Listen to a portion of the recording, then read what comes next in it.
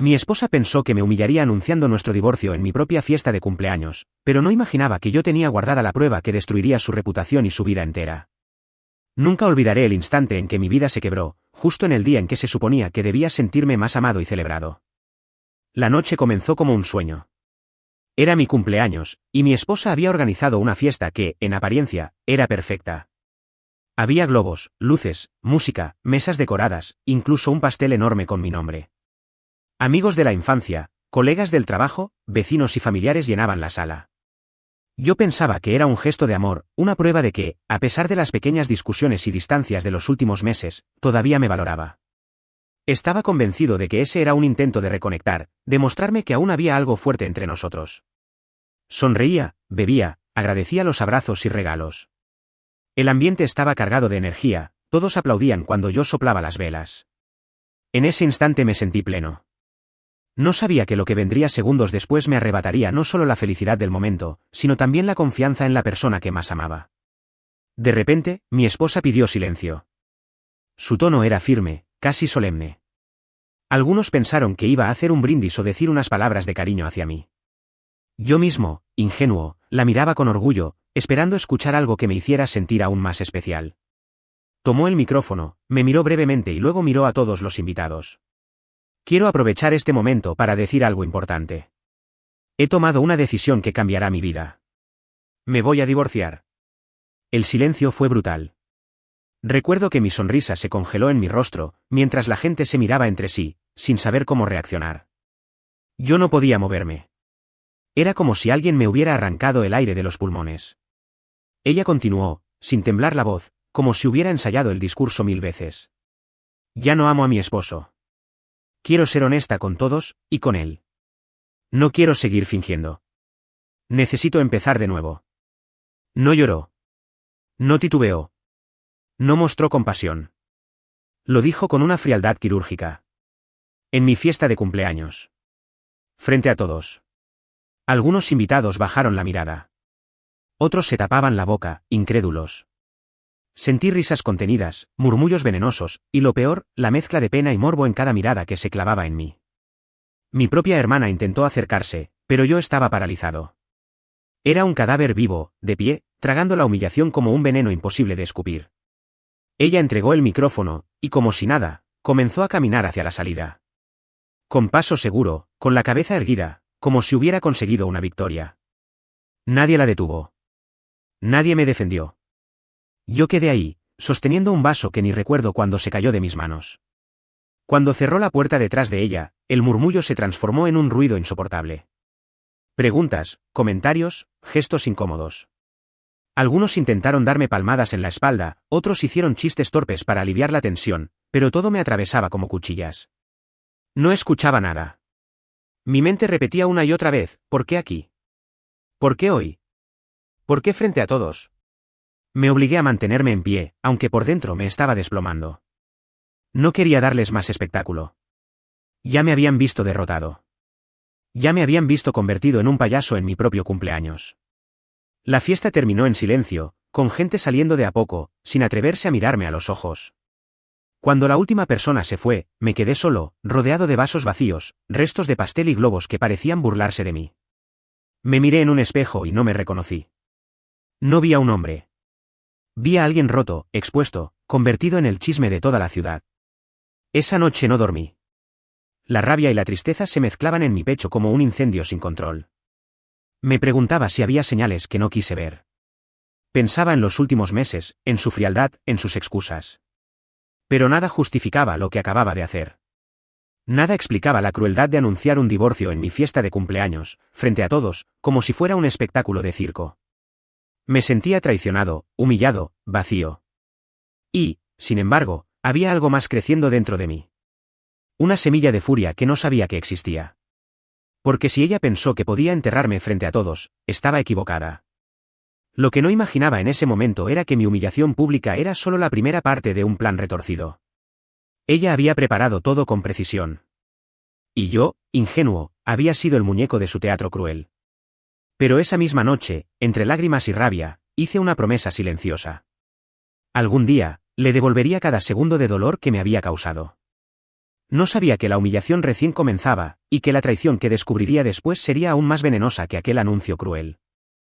La mañana después de la fiesta me desperté en una cama fría y vacía.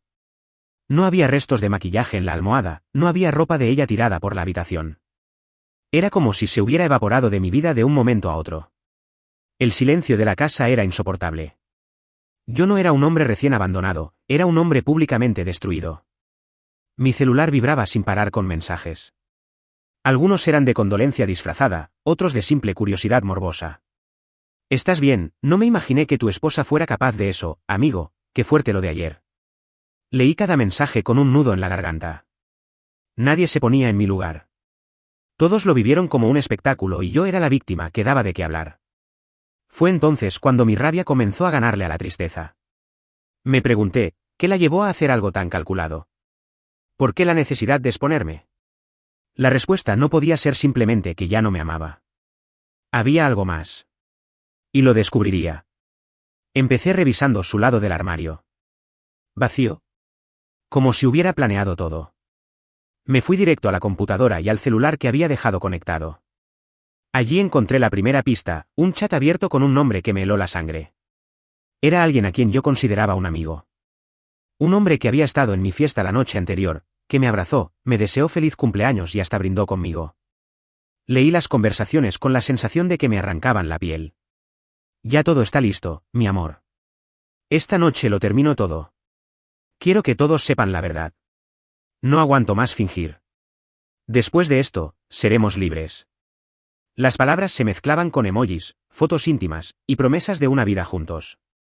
Cerré los ojos. Me temblaban las manos. Recordé cómo ese supuesto amigo se acercó a mí durante la fiesta, cómo me felicitó con una sonrisa falsa mientras sabía lo que estaba por pasar. ¿Cómo no lo noté? ¿Cómo fui tan ciego? Las piezas se encajaron una tras otra. Las noches en las que ella llegaba tarde del trabajo, las excusas de que estaba con amigas, las discusiones sin motivo. Todo tenía una explicación. No era que yo me había vuelto paranoico. Era que ella me estaba usando mientras vivía su romance a escondidas. Lo peor fue darme cuenta de que el anuncio del divorcio no fue un arrebato. No. Fue un plan calculado. Una forma de destrozar mi imagen, de dejarme como un hombre abandonado, débil, patético, mientras ella se mostraba como la mujer valiente que decidió ser honesta. Una farsa. Una puñalada con público invitado. Me sentí un idiota. Reviví cada vez que le creí una mentira, cada vez que defendí su comportamiento frente a otros. Yo, que me consideraba un hombre inteligente, no vi lo que estaba frente a mis ojos. Me preguntaba si todos lo sabían menos yo. Y ese pensamiento me corroía. No pude soportar más y llamé a un amigo de confianza, alguien que conocía desde la adolescencia y que siempre me había mostrado lealtad. Le conté lo que había descubierto, y después de un silencio incómodo, me dijo, hermano, varios ya sospechaban. Se hablaba por detrás. Nadie se atrevió a decirte nada. Sentí náuseas. Todos esos abrazos en la fiesta, todas esas risas, todo estaba contaminado. Me habían convertido en el último en enterarse de mi propia tragedia. Esa noche no lloré. Esa noche algo dentro de mí cambió. Dejé de sentirme una víctima y empecé a sentir un fuego distinto. La humillación se transformó en odio. Y el odio, en una determinación silenciosa. No podía dejar que ella se saliera con la suya. No podía permitir que mi historia terminara siendo la del hombre abandonado en su propio cumpleaños. La imaginaba feliz con su amante, celebrando su victoria, riéndose de mí. Y ese pensamiento me clavaba cada vez más profundo el deseo de venganza. Me miré al espejo y ya no vi al hombre roto de la noche anterior. Vi a alguien dispuesto a pelear. A alguien que no iba a dejar que lo enterraran vivo. Ese mismo día empecé a guardar pruebas. Capturas de pantalla de las conversaciones, registros de llamadas, correos electrónicos. Todo lo que pudiera servir. No sabía exactamente cómo, pero intuía que llegaría el momento de usarlo. Esa fue la primera vez que lo sentí con claridad. Si ella quería exponerme, yo la expondría 1000 veces peor. Creía que el anuncio en mi cumpleaños había sido el golpe más bajo, pero lo que descubrí después me dio la fuerza para preparar la venganza que la destruiría públicamente. La rabia tenía un sabor metálico en la boca y me despertaba como un cuchillo afilado. No era simplemente dolor, era una maquinaria mental que se puso a trabajar sin descanso. Si ella planeó todo con frialdad, yo también aprendería a planear. No para ser igual de cruel, sino para recuperar lo que me habían robado, mi dignidad. Lo primero fue organizar pruebas. Abrí correos, revisé cuentas, guardé capturas de pantalla. Cada mensaje íntimo, cada foto, cada promesa que encontré se convirtió en una pieza de un rompecabezas que ahora podía exhibir. No fue fácil, tuve que hacerlo con cuidado para no dejar rastros y, sobre todo, para no parecer desesperado. La discreción era mi primer arma. Mientras juntaba material, fingí una calma que sentía como una máscara que me pegaba a la cara. Respondía con monosílabos a sus mensajes, aceptaba conversaciones frías y hasta le dije que podía firmar lo que ella quisiera. Le di esa imagen de vencido porque necesitaba que ella bajara la guardia. Que creyera que su humillación funcionó, que yo estaba derrotado. Fingir impotencia me dio tiempo y acceso. Al mismo tiempo, busqué aliados. Contacté a un par de amigos leales que no participaron en la farsa. Uno de ellos, Marco, había notado cambios, había visto la frialdad en su mirada en los últimos meses. Otro, Lucía, era una excompañera de trabajo de ella que aún mantenía relación con algunos colegas del departamento. Les hablé con frialdad, les expliqué lo que tenía y les pedí discreción. Necesitaba ojos fuera de mí que confirmaran lo que sospechaba. Con el paso de los días, las pistas se multiplicaron. Encontré transferencias bancarias a cuentas que no reconocía, recibos de hoteles en noches que ella dijo haber pasado en casa, reservas de restaurantes con nombres que no eran el mío. Todo iba encajando. Empecé a reconstruir la cronología de su doble vida, y por primera vez desde la humillación pública, me sentí dueño de algo, la certeza. Lo más desconcertante fue comprobar el alcance del plan. No se trataba solo de humillarme, había interés económico. Documentos apuntaban a intentos de mover bienes a nombres de terceros, conversaciones insinuaban que quería deshacerse de la casa antes de que yo reclamara algo. Era un juego calculado para salir favorecida. Esa mezcla de traición afectiva y codicia me pegó más profundo que cualquier insulto. Hice lo único que podía, convertir mi furia en estrategia. Si ella quería perderme de vista con la casa y las cuentas, yo debía impedirlo con pruebas que no pudieran negarse. Organicé todo en carpetas, conversaciones, transferencias, fotos, fechas. Numeré, archivé, imprimí. Cada hoja que apilaba era una pieza más de la verdad que planeaba mostrar. Pero no quería que la exposición fuera un acto de venganza vil, debía ser una reparación pública que devolviera el equilibrio. Pensé en cómo maximizar el efecto sin perderme en la rabia. La mejor manera era donde ella brillaba, en su esfera social y profesional. Su reputación dependía de cómo la veían sus colegas y superiores. Si la caída era allí, la humillación cobraría proporciones parecidas a la que me causó. Y entonces lo supe, su próxima gran aparición.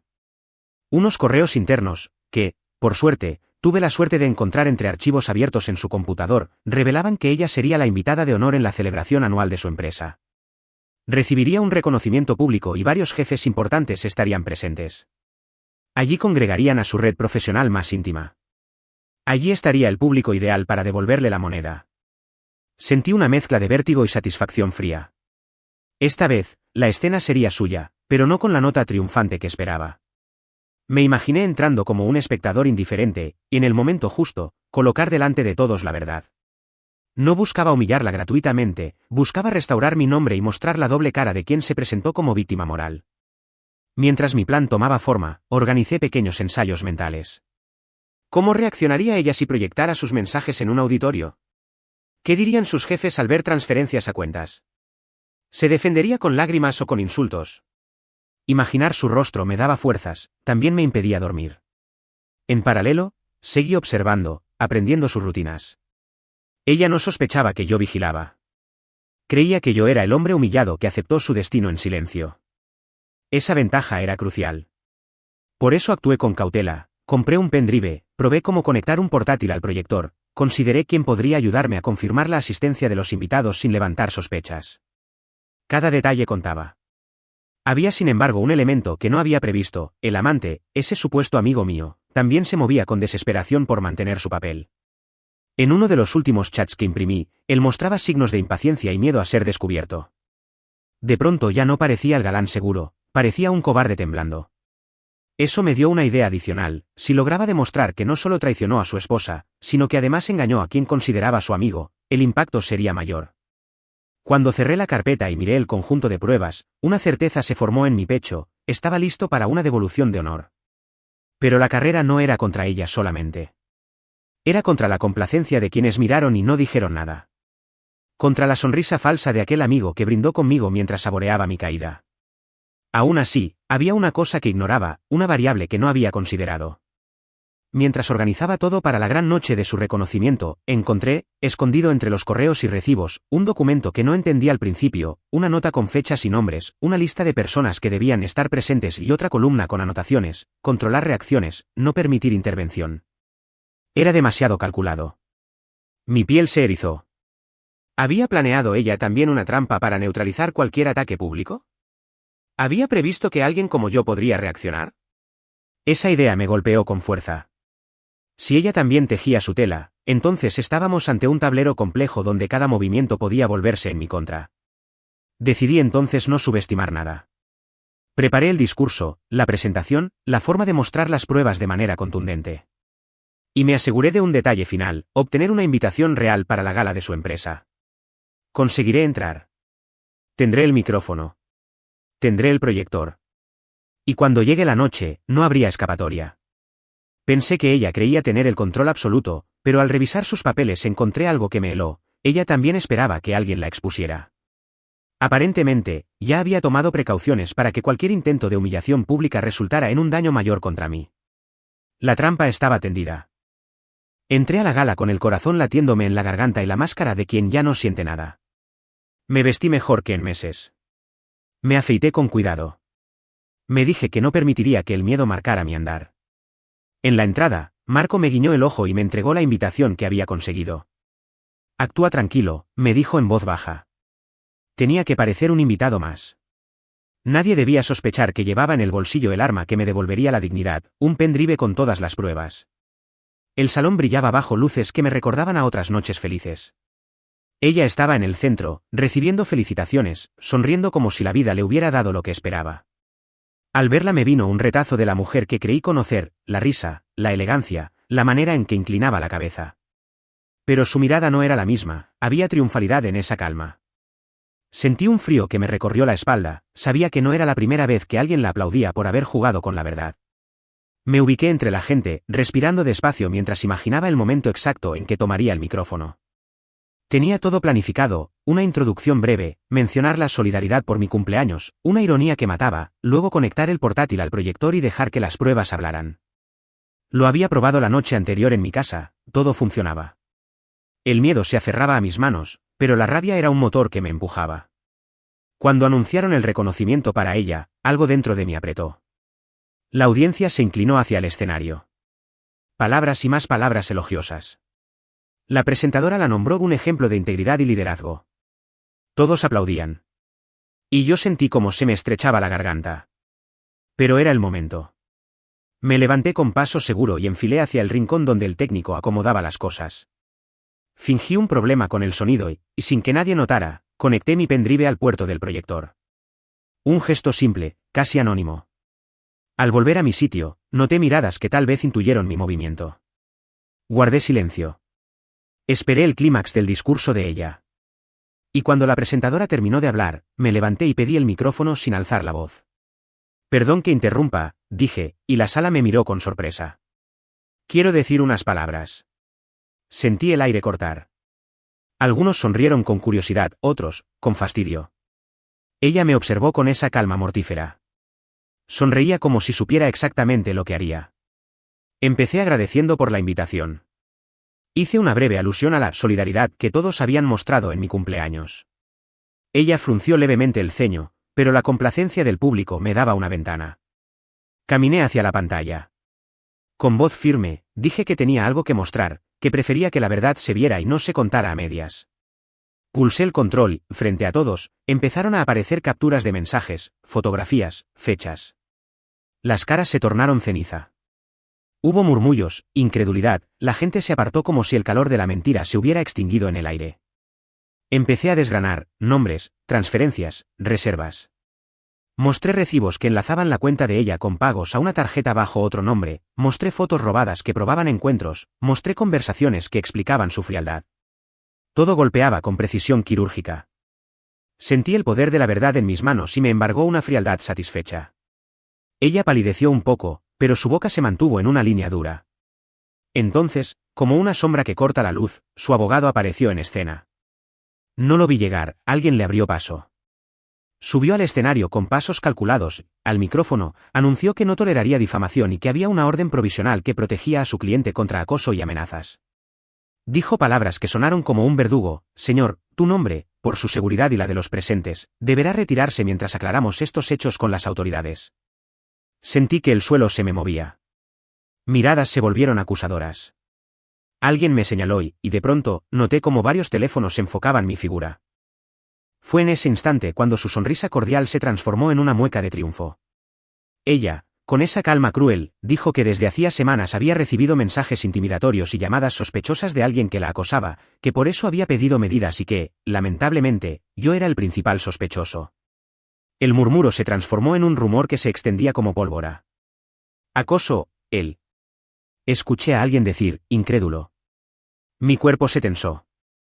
Mis pruebas intentaban hablar en la pantalla, pero su abogado tenía una facilidad que me heló. Sacó unas copias de pruebas que, supuestamente, mostraban mensajes intimidatorios redactados por mí. Fueron presentadas con solemnidad. La técnica de manipulación era clara: convertir al que denuncia en el agresor. Había planeado una defensa que neutralizaba mi jugada y la volvía víctima otra vez. Y nadie se asombró de lo rápido que apareció el documento legal, la prontitud con que se organizó el resguardo. Todo fue demasiado preciso. Mi garganta se cerró. Comenzaron a pedirme que saliera y la seguridad, con una cortesía de hospital, se acercó. Marco me lanzó una mirada de pánico y murmuró: mantén la calma. Pero la calma se me rompía en las manos. Mientras me conducían hacia la salida, con las cámaras apuntando y palabras que caían como martillazos sobre mi nombre, vi un rostro entre la multitud que me sorprendió: el amante, el amigo traidor, estaba pálido, sudando. No pronunció palabra. Su mirada buscó refugio. De pronto, el público que minutos antes se reía de la situación anterior giró, confundido entre la versión de ella y lo que había visto en la pantalla. Yo sentí como la estrategia que con tanto cuidado había montado parecía venirse abajo en cuestión de segundos. Al borde de la puerta, cuando la mano fuerte del guardia tomó mi brazo, escuché una voz baja a mi lado: no te deje llevar sin decir lo que viste. Era Lucía, la compinche que había prometido ayudar. Su mirada buscó la pantalla. En ese segundo, una luz extrañamente titiló. El proyector, que había dejado conectado mi pendrive, comenzó a reproducir automáticamente un archivo que yo no había activado. Un vídeo emergió en la pantalla gigante. Era una grabación que no esperaba. Mostraba a mi esposa en un despacho, hablando con alguien, no lo distinguía al principio, y diciendo frases que no podía creer. Pedía que ciertas personas estuvieran en su lugar y que cuidaran que el plan saliera perfecto. La cámara la captó riendo mientras hablaba de controlar reacciones. La sala quedó petrificada. El guardia me soltó la mano como si me hubiera quemado. Todo se detuvo. La grabación se cortó abruptamente y la sala explotó en un caos de voces. Su abogado se quedó en silencio por primera vez. Ella me miraba, perdida por un segundo, luego furiosa. Aquello no estaba en mi guión. Si el vídeo era auténtico, desmoronaba su defensa preparada y habría una nueva ruta de verdad. Si era trampa, entonces yo me quedaría sin nada y con cargos encima. No supe si reír o llorar. Sentí el suelo desaparecer. En medio del clamor, alguien gritó: ¿quién lo puso? Miré mis manos, el pendrive seguía en mi bolsillo. Marco me miró con incredulidad y, al mismo tiempo, con esperanza. Ella, sin poder contenerse, lanzó un grito que partió la sala en dos: eso está manipulado, es falso. Pero la cinta había hablado, y por unos segundos, la verdad, o algo que se le parecía, se asomó como una ola impredecible. La sala se dividió entre quienes me creían y quienes me señalaban. Su trampa social había funcionado durante minutos, pero ahora alguien que yo no esperaba, había soltado una prueba que podía enterrarla para siempre. No sabía si aquello era la salvación o la antesala de una trampa todavía más cruel. La sala explotó en un clamor que duró segundos pero se sintió como horas. Gritos, cámaras, gente levantándose de sus asientos. Vi cómo la sonrisa perfecta de ella se rompía en un millar de fragmentos. Por primera vez desde la fiesta de mi cumpleaños, la balanza se movía hacia mi lado. Pero la caída tendría que ser completa. Yo no quería migajas de justicia, quería que la verdad la dejara sin sostén. El vídeo que reprodujo en la pantalla cambió todo. Mostraba su voz clara, su risa, la manera en que ella planificaba cada detalle: controlar reacciones, no permitir intervención, asegúrense de que la historia quede así. No era un accidente. No fue un resbalón. Era un diseño. Verla hablarnos así, tan fría, fue como arrancarme una venda de golpe. La sala comenzó a mirar con otros ojos. El amante, mi amigo, se descompuso de inmediato. Su rostro perdió color y su postura se desmoronó. Había intentado ocultarse entre la gente, fingir normalidad, pero ahora su mirada devino búsqueda de salida. Lo vi avanzar hacia atrás, torpe, y finalmente huir entre los pasillos. Alguien lo persiguió con un teléfono en la mano, grabándolo. Verlo correr fue un alivio primitivo. Era la confirmación visible de la traición doble, ellos se habían reído de mí juntos. Los aplausos se esfumaron. En su lugar, surgieron voces que antes apoyaban y ahora demandaban explicación. Sus jefes la miraban con una mezcla de susto y decepción. Un ejecutivo que hace minutos la halagaba por su integridad quedó congelado. La presentación que yo había intentado fue interrumpida por la grabación, la lógica se volteó. Si había intentado convertir al denunciante en agresor, ahora la evidencia la devolvía a su sitio, autora de una manipulación sistemática. Su abogado intentó recomponer el relato, hablar de manipulaciones, de montajes, de intentos de criminalizar a una persona inocente. Pero la cinta hablaba más alto. Se vieron fragmentos que no dejaban margen, pagos, listas de nombres, mensajes en los que ella coordinaba a terceras personas para asegurar que nadie interviniera. La audiencia no necesitó traducir. Las piezas eran contundentes. Su caída tuvo otros frentes. Lucía, la excompañera que me había ayudado, apareció entre la gente con documentos en la mano. Había conseguido, con discreción, registros financieros que confirmaban transferencias hacia cuentas vinculadas a familiares de ella y a terceras personas que usaba para lavar dinero de una venta que planeaba. Las fechas coincidían con sus noches fuera de casa. La sala dejó de ser un teatro de halagos para convertirse en un jurado improvisado. La humillación sobre el escenario fue el primer golpe. El segundo llegó por el lado profesional. Su liderazgo, esa imagen impecable que la había llevado a oportunidades, se deshilachó en minutos. Empleados que la admiraban bajaron la mirada. Al instante, comenzaron a circular mensajes entre ejecutivos: revisen esto, por favor, necesitamos una reunión ahora. La empresa la apartó de inmediato. Pocos minutos después, un delegado subió al escenario y, con voz diplomática, anunció la suspensión temporal a la espera de investigaciones internas. No era una expulsión definitiva, pero tenía el efecto de un estigma público. Su familia fue el tercer frente. Telefonazos cruzaron la sala. Personas que yo imaginaba leales le dieron la espalda. Su madre, que había venido a aplaudirla, fue la primera en levantarse y marcharse llorando. Su padre la miró con ojos que ya no la reconocían. Sentí, por un instante, como la frialdad con la que ella me había mirado en 1000 ocasiones ahora se convertía en un peso que no podía sostener. La distancia emocional que ella había cultivado se le volvió en contra y la dejó sola frente a la multitud. En medio del caos, la prensa se abalanzó. Un periodista se acercó y, con voz que mordía, le preguntó por las transferencias y por la lista que decía controlar reacciones. Ella intentó justificarlo, tartamudeó, buscó palabras que se desvanecían. Pareció pequeña, casi ridícula. Su palabra ya no tenía fuerza, el respaldo se había perdido. La carcasa que la protegía había sido fisgada, y el interior quedaba a la vista. Su amante fue atrapado unos minutos después, fuera del edificio, dentro de su coche, con las manos temblando. Lo fotografiaron, lo filmaron, lo arrastraron al centro de un circo que él mismo había ayudado a construir. En su cara, la culpa se mezclaba con la sorpresa. Había pensado que la opereta sería de a dos, silenciosa. No contaron con la posibilidad de ser desenmascarados en público. Verlos a ambos desplomados, con la farsa hecha trizas, me dio una sensación de justicia primitiva que me hizo apretar los dientes. Pero lo que terminó de hundirla fue la cadena de llamadas y pruebas que aparecieron en manos de la empresa.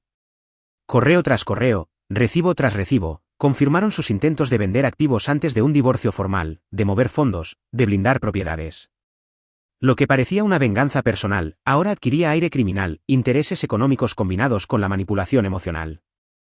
Ya no se trataba de un matrimonio roto, se trataba de fraude a su propia familia y de un abuso de confianza con terceros. En medio de todo, mi teléfono no paraba de sonar. Mensajes de apoyo, de incredulidad, de disculpas por no haber dicho nada antes. Personas que antes murmuraban ahora me escribían con respeto. Sentí la doble cara del mundo, pero tampoco me perturbó. Aquello no era para mí, era para ella.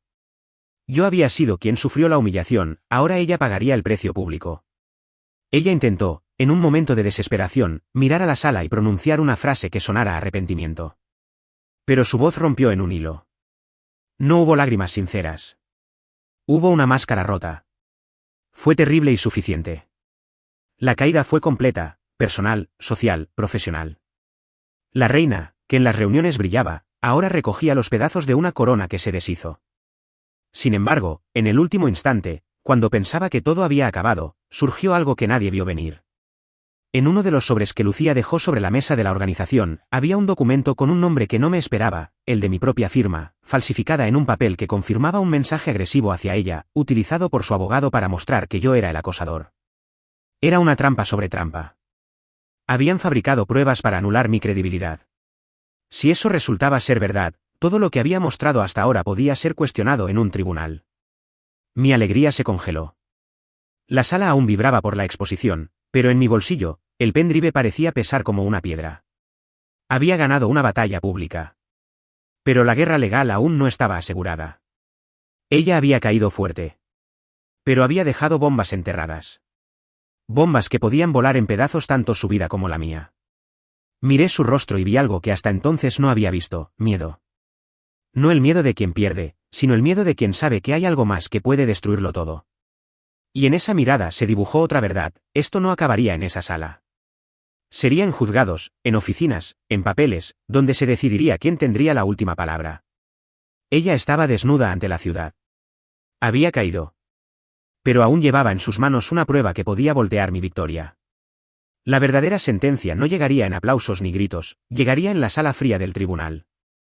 Siempre pensé que nada podría superar la humillación pública de mi cumpleaños. Me equivoqué. La verdadera guerra comenzó en silencio, en despachos con paredes blancas y papeles sellados. Ya no había gritos, ni aplausos, ni cámaras encendidas, solo expedientes, abogados y estrategias legales. Y ahí estaba ella, más peligrosa que nunca, porque jugaba en el único terreno que aún podía darle oxígeno: la manipulación de la verdad escrita. El documento con mi firma falsificada era su última bala.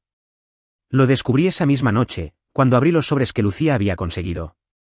Allí estaba, un papel que, supuestamente, demostraba que yo la había amenazado meses antes del cumpleaños. Un intento torpe de pintarme como un hombre violento, capaz de justificar todo lo que ella había hecho después. Si ese papel se sostenía en un tribunal, mi credibilidad quedaría en ruinas. No dormí esa noche. Caminaba por el departamento vacío, repasando cada palabra de ese maldito documento. Mi mente giraba entre miedo y rabia. Ella me había destruido emocionalmente, públicamente, socialmente. Ahora quería enterrarme legalmente. ¿Hasta dónde era capaz de llegar? ¿Qué más había falsificado? Al día siguiente, me encontré con Lucía. Ella, firme como siempre, me dijo que no debía dejar que el pánico me paralizara. Me presentó a un perito caligráfico dispuesto a analizar la firma. Si podía demostrar que no era mía, el castillo de cartas de ella se derrumbaría. Pero había un problema: para que el peritaje tuviera peso, debíamos presentarlo en el juzgado antes de que ella iniciara una demanda formal. Era una carrera contra el tiempo. Pasaron semanas de reuniones legales, audiencias preliminares, declaraciones cruzadas. Ella intentaba mostrarse como víctima, como una mujer engañada que había tomado medidas desesperadas. Lloraba frente a los jueces, usaba el mismo guión que antes había ensayado en la fiesta. Pero cada lágrima suya encontraba ahora un espejo: los vídeos, los audios, los documentos de Lucía.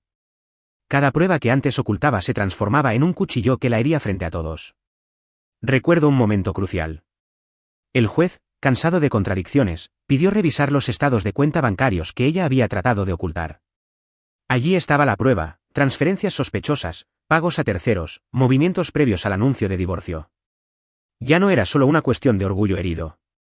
Era fraude, era premeditación, era un plan financiero diseñado para dejarme sin nada.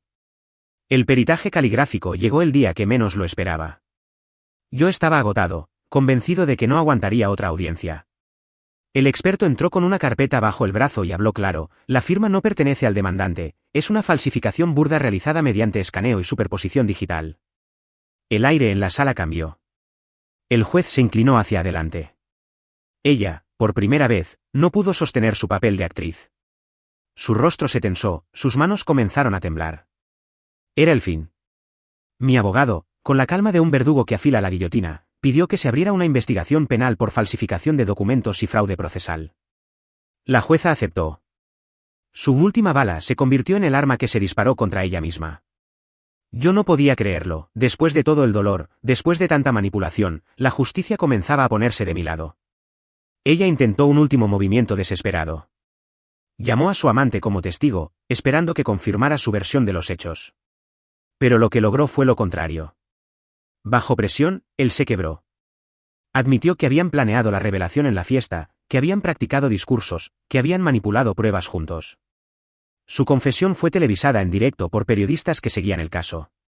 No hubo marcha atrás.